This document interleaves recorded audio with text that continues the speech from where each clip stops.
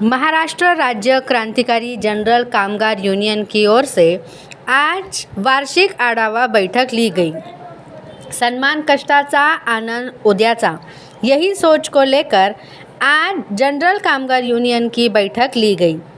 इस वक्त दिलीप मस्के, कृष्णा सोनवणे, सचिन तायडे, नितीन लहाने, सुरेश काकडे, अशोक जाधव, लताबाई बन, सुनील भुईगड, सुषमा पाटिल, रेणुका गायकवाड़ आदि कर्मचारी मौजूद थे। आज महाराष्ट्र राज्य क्रांतिकारी जनरल कामगार यूनियन की ओर से वार्षिक आढावा बैठक ली गई। आइए बात करते हैं, मेरे साथ हैं यहाँ सर, जैसे कि आज आपकी आढावा बैठक थी, तो सर यहाँ पर काफ़ी लोगों को पता नहीं है, लेकिन एक बात ये बताइए कि लेबर कौन से सर, सिर्फ कंस्ट्रक्शन वाले लेबर? कंस्ट्रक्शन इसके अंदर पूरे, ये जो यूनियन है, जो संगठन है, ये पूरे क्षेत्र में काम करता है। यहाँ पर का जो सुरक्षा रक्षक होगा, माथाड़ी कामगार होगा या अदर वर्कर, जो कंपनी लेबर वर्कर है, यूनियन उनके इसके लिए काम करती है, उनके फ़ायदे के लिए, उनके ऊपर जो अन्याय होता है उनके खिलाफ आवाज़ उठाने के लिए यूनियन ये काम करती है। सिर्फ सर मतलब उनके हित में आप लोग काम करते हैं, सिर्फ लेबर कामगार नहीं सर, जो भी दूसरे भी क्षेत्र के जो कामगार है। सर, ये आढावा बैठक आज क्यों ली गई? आढावा इसलिए कि कुछ शासन के कुछ इंस्ट्रक्शन है कि कुछ एक्ट चेंज हो रहे हैं, तो इनकी मालूमात भी लोगों को होना चाहिए। आज सेंट्रल गवर्नमेंट कुछ एक्ट चेंज कर रही है लेबर के खिलाफ, तो उसके बारे में उनको मालूमात देने के लिए आढावा बैठक थी। यहाँ पर सर कितने लेबर्स आपसे जुड़े हैं और कितने सालों से? मेरे पास कम से कम, मैं इस फील्ड में मैं कम से कम 13 से 14 साल से काम कर रहा हूँ, लेकिन मेरा खुद का ये संगठन ये 3 साल से काम कर रहा है। आज कम से कम महाराष्ट्र में मेरा कम 3 से 4 हज़ार यूनियन के ये सभासद है, और इस संगठन से जुड़े हुए पदाधिकारी और कामगार हैं। अभी आप बता रहे थे सर कि आपसे जुड़ना लोगों को ज़रूरी है, नोंदनी ज़रूरी है, तो क्या फ़ायदा होगा सर इससे, आपका या फिर यूनियन का?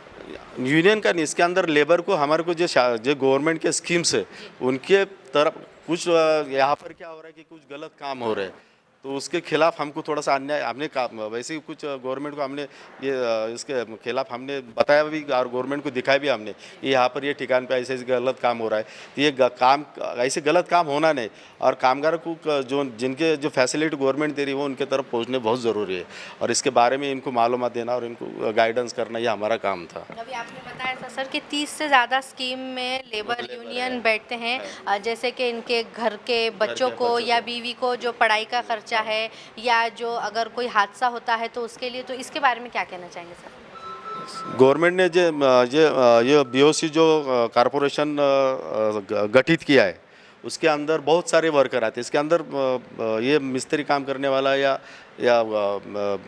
घरेलू कामगार ही नहीं है, इसके अंदर अदर भी वर्कर है, जो रेलवे ट्रैक पर काम करने वाले, एमएससीबी में जो कॉन्ट्रैक्ट बेस पर काम करता है उसके लिए भी ये योजना उसके वो लागू है।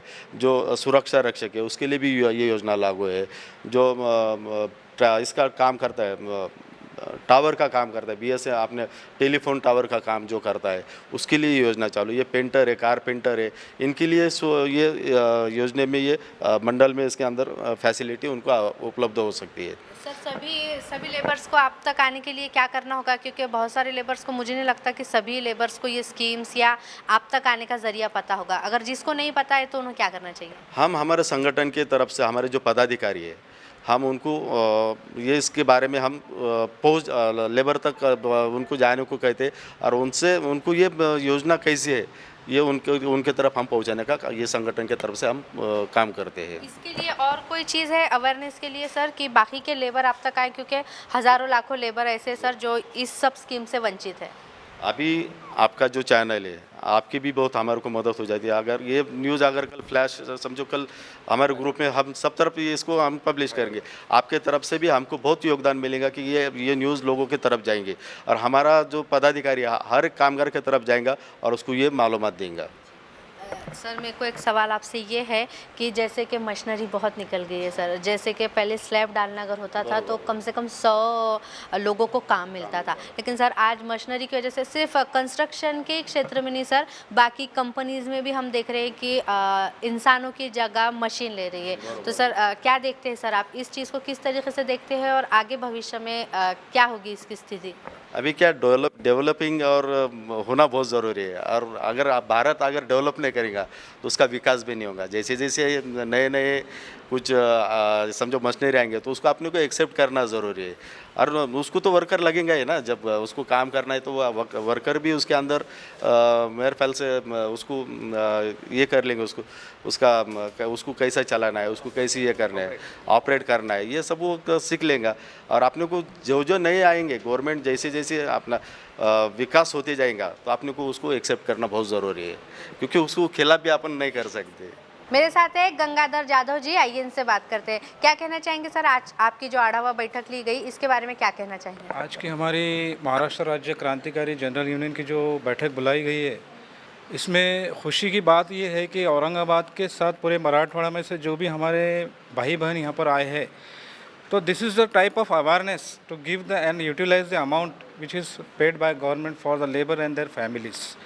आपने पूछा है हमारे अध्यक्ष साहब को कि मशीनरी आने के बाद में क्या इफेक्ट होगा। कोई इफेक्ट होने वाला नहीं, बिकॉज कौशल्य विकास एक ऐसा डिपार्टमेंट है कि वो अनस्किल्ड लेबर को स्किल्ड लेबर बना के वो मशीनरी ऑपरेट करने को ये करता है।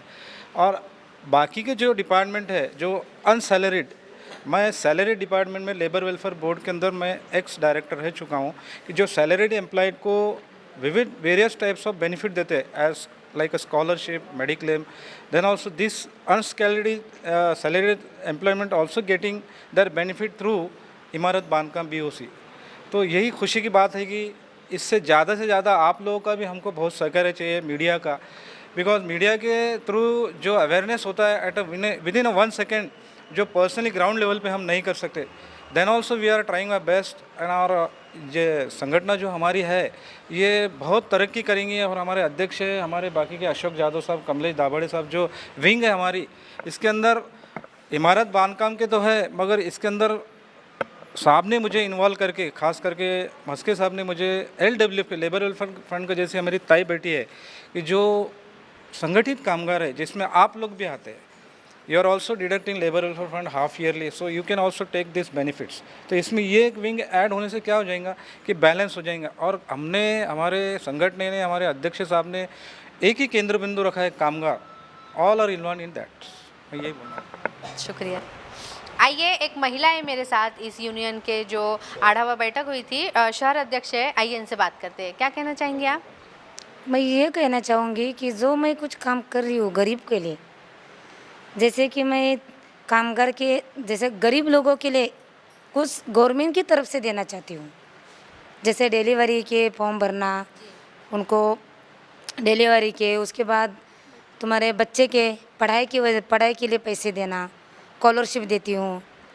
ये सब जितने संगठन में जितने भी लोग हैं वो भी मेरे साथ है, मैं उनके साथ हूँ। ये अवेयरनेस के लिए आपकी क्या कोशिश रहेगी? किस तरीके से आप लोगों तक पहुंचोगी? किस तरीके से आप लोगों को ये स्कीम बताओगे?